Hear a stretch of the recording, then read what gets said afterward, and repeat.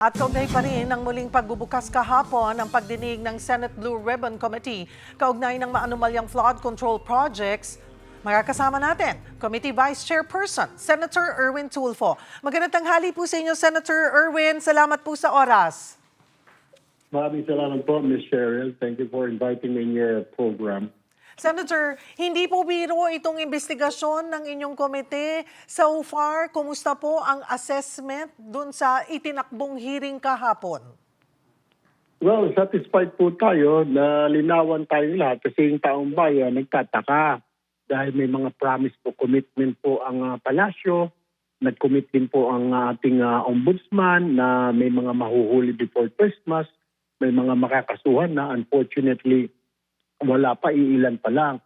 And it turned out pala, ang reason is because yung mga sinasabi ng Ghost Project, yung coordinates mali. Mabuti na-expose ito ni Senator Lacson at inamin naman ng DPWH na ang dami pa lang 400 plus. Pero ika nga, so far na 200 lang, kalahati pa lang actually 19 lang, 14 lang ang sigurado sila. So ito yung naging dahilan na aminado sila pati ang DOJ na hindi makasuhan yung mga pinadala ng sabpina ng mga kontraktor, ng mga opisyal ng DPWH because of the fact na mali yung coordinates na nandoon pala. Kung titignan mo, ginawa talaga yung project, hindi siya ghost. So mali lang yung coordinates. So kaya nga, it's very frustrating. Mali din yung naibigyan ng information kayo sa Pangulo.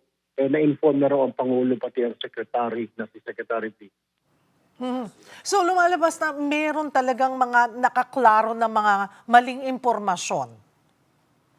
Exactly. Pero ang kinaiinis ko doon ni Cheryl, bakit dalawang coordinates? May MYPS kung tawagin, may tinatawag na actual coordinates. What's the difference? Napaliwanag sa atin kasi daw, nung pinag-aralan, itong coordinates ito, kunwari, 20 degrees east, tapos 30 degrees, umadjust daw yung dahil sa ilog, yung nagkaroon ng bagyo, umadjust. Pero nakapagtata kami, sir, 1 kilometro yung adjustment mo, 2 kilometro doon sa una mong final na project proposal, tapos 2 kilometro down the river. Ano nangyari yun? Masyado rin malayo, yung adjustment na yon, masyadong malaki. Okay, doon pa lamang po, Senator Erwin, sa simula pa lamang, mainit na kagad si Senator Ping, ang chairman ng Blue Ribbon Committee, pinatikos niya yung mga nanggugulo raw doon sa investigasyon ng Blue Ribbon. Sino-sino ba itong detractors na tinutukoy niya? Kasama po ba dito si Senator Amy Marcos? Naku, yan ang maganda siguro. Mas may tanong mo yan kay Senator Ping Lacson dahil talagang nung nangyari man yan, yung naririnig ko, nababasa ko yung sagutan nila. Naka-lead tayo ni Cheryl. So, I don't know. Pinakamaganda siguro, tanungin mo pareho si Senator Lacson at si Senator Amy. Kung si Senator Lacson, kung si Senator Amy Ben at Senator Amy, kung siya ba yung pinapatamaan. But I believe yung mga meron kasing sa mga social media, ang dami naglalabasa ngayon kung ano-anong inaakusa sa Blue Ribbon, kung ano-anong mga sinasabi, bakit daw to, nabusalan na ba ang bibig. Let's not forget, Ms. Cheryl, I think 3 hearings before this, nagsabi na po kami na kapag may nasampahan ng ICI and DOJ, tapos ng investigasyon namin, ibibigay na namin yung mga pieces of evidence namin sa korte kasi baka maging sagaba lang kami sa ongoing investigation at magiging sub-judice.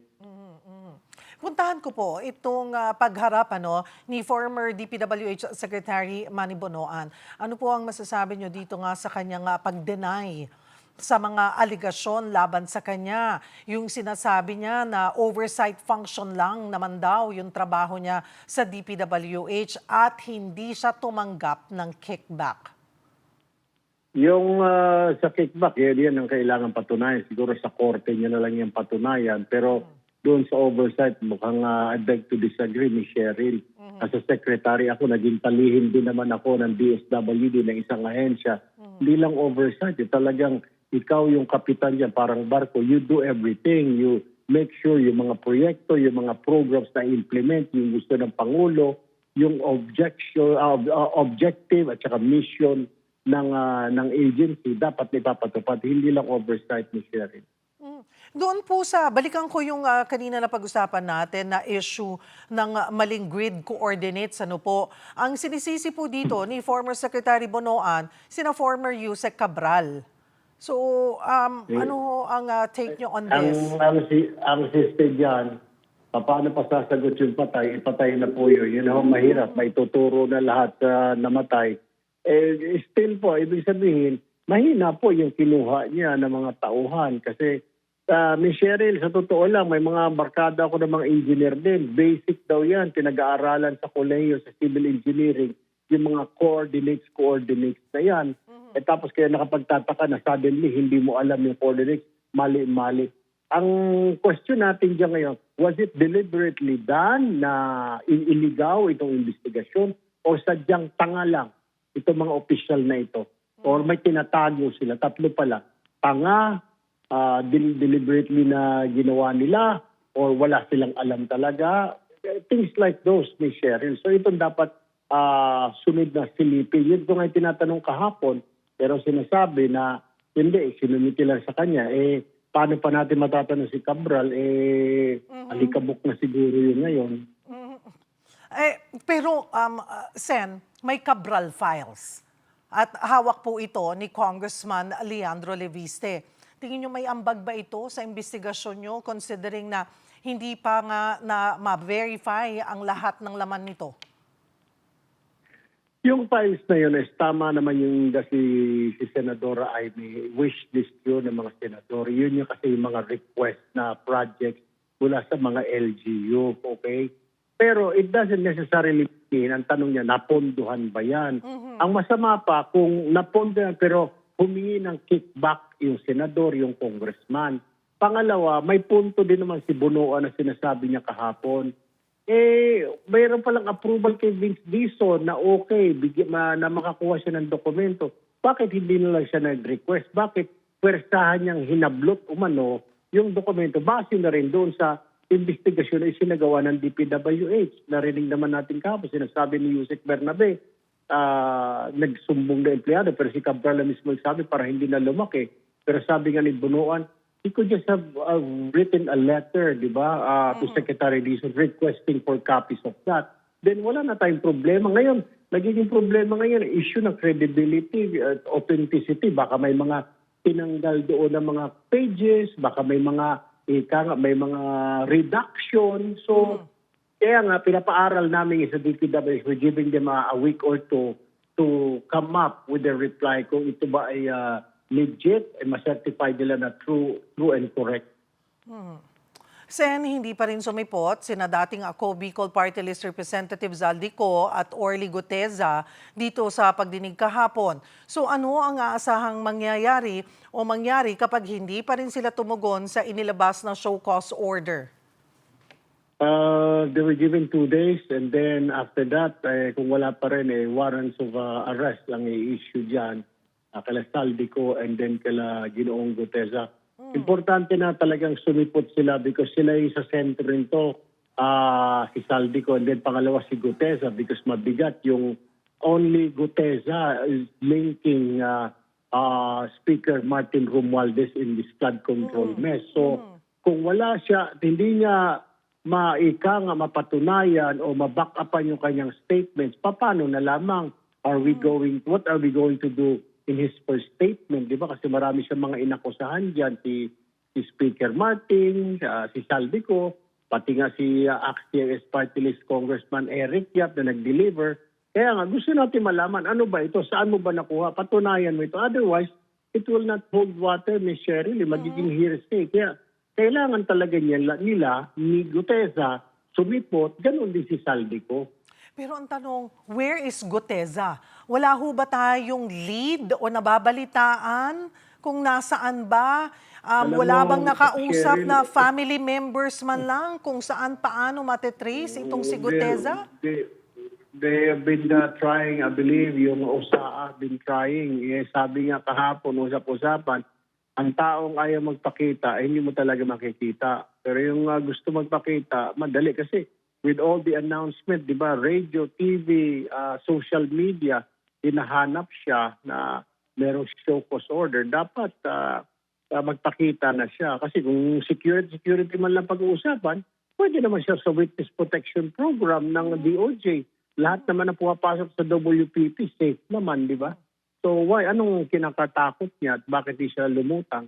But he was offered by the Senate, di ba? He didn't want any security during that time, the first time he... I was the one who asked me, Sherry, sabi ko gusto mo ang security, gusto mo ba dito custody? Ayaw daw niya dahil may baril siya na 45. Kaya daw niya ay former Marine siya. So hindi na siya pinilit. Little did we know na mukhang hindi na siya makikita muli. Pagdating naman po kay Zaldico, wala ho bang filler? Nag-reach out ba ang kampo Wala niya? Wala po, Miss Sherry. Wala at po. all. Oh. Paano po yun, Sen? Kung talagang wala, Interpol na. Ayun na, hihingi tayo ng tulong. And then, nakikipag-coordinate ang Philippine government sa Portuguese government kasi wala tayong extradition treaty with that government, with that country. So, I think they're starting the process now. So, baka medyo matatagalan, Ms. Sherry. Bukod po kinako, hindi rin humarap Senator Erwin, sina COA, Commissioner Mario Lipana. Nagpaliwanag ho ba sila bakit hindi sila nakapunta sa hearing? Kaya nga, binigyan sila ng show cause order. Why? Kung hindi po, arrest warrant ang katapat po nila. Lahat. Lalo pa ngayon, medyo maluwag na yung Senado, nabawasan na, wala na si Bryce at saka si Joey. So, may pwedeng 2 tao na naman ilalagak dyan. Lahat po ng inimbitahan kahapon, Senator Erwin, dinenay yung sinasabi ni former Undersecretary Roberto Bernardo na tumanggap sila ng kickback. So what's next? Paano nyo po pipigain kung sino nga ba ang nagsasabi ng totoo? Well, depende kay Senator Lacson yan. Pag-uusapan po ulit ng committee na how do we handle this, how do we tackle this. Kasi parang he says, she says po eh. Sabi niya ganito, sagot ko naman, hindi, wala akong kinalaman dyan. Kagaya kaya kahapon, yung kay Trigive, yung kay Maynard mo, pinatawag sila basing doon sa statement ni Yusek Bernardo. I'm not saying na nagsisinungaling si Bernardo, pero when I asked Alcantara, sabi ni Alcantara, hindi po, yung para sa kanila, sabi lang ng boss ko, para kay Trigive ito, para kay Maynard mo ito. Pero hindi po ako personal na nag-abot ng pera sa kanila. So, that's two different things na dapat may mag-corroborate sa sinasabi ni Yusek Bernardo. Pero again, Cheryl, nasa court na yan. So baka sub-judice naman kami. Kaya nga, as much as possible, kung tatanungin is member of the Blue Ribbon, dapat i-turn over na namin lahat itong investigation na ito sa korte para hindi naman kami makasagabal sa ongoing investigation ng mga court. Senator Erwin, dinenay din ni Curly Descaya yung aligasyon na may transaksyon sila ni former Speaker Romualdez kahit may humarap na 2 testigo kahapon. Ipatatawag na ba this time si Congressman Romualdez? I have yet to talk about it. We have yet to meet itong Blue Ribbon para pag-usapan yan, Ms. Sherry. Kailan po ang We susunod? don't know yet. Kailan po ang susunod na hearing at may balak pa bang tayong ipatawag po? May iba pa bang kayong balak ipatawag? Ang alam ko po, may committee report na lang po yata. I don't know kung may isang hearing, pa depende po kay Senator Lacson.